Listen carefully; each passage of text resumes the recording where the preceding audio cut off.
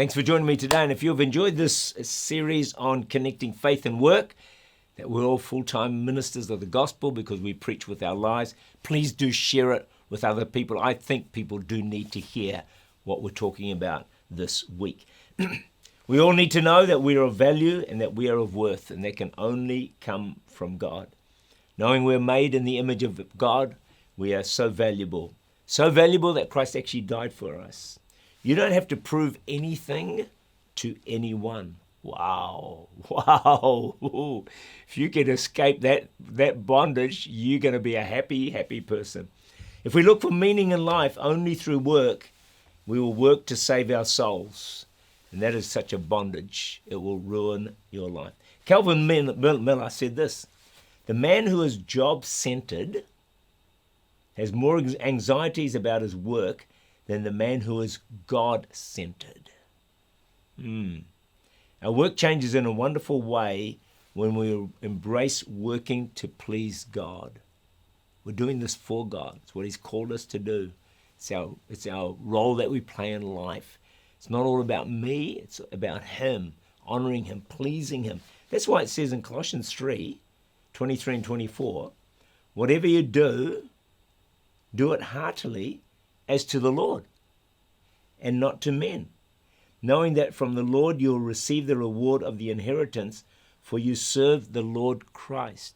Imagine if we could all make that shift in our thinking, that whatever we're doing it heartily for the Lord.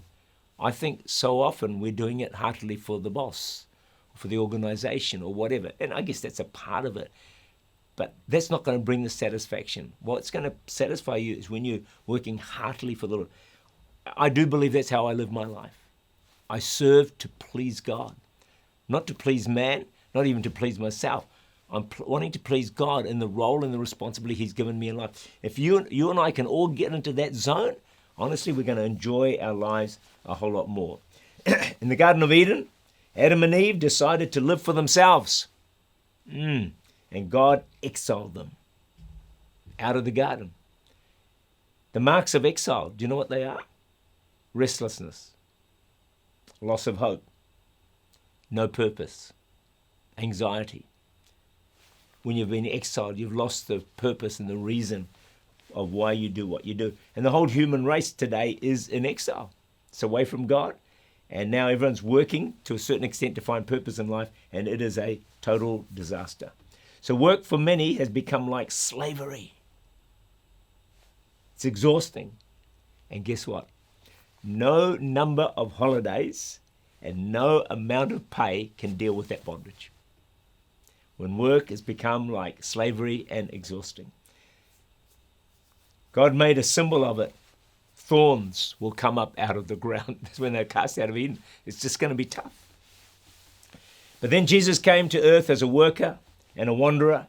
Foxes have holes, birds have nests, the Son of Man has no place to lay his head.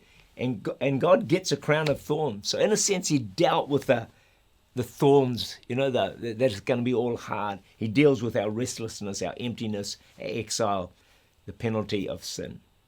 If you try to find value and purpose in life by working hard and getting status, it will exhaust you. So, I conclude with this thought. The time has come for every one of us to see our workplace role in a different light. Let's do it now, not for ourselves, our self-esteem, even for our financial blessing, although that's good to have that as well. But let's do it for the glory of God. Let's remember that we are preaching in the workplace 24/7. May that be the primary focus that we have, to be salt and light and show people the way to Jesus. As we do that, I believe we'll see transformation in our workplaces and hopefully bring heaven to earth. May God wonderfully bless you.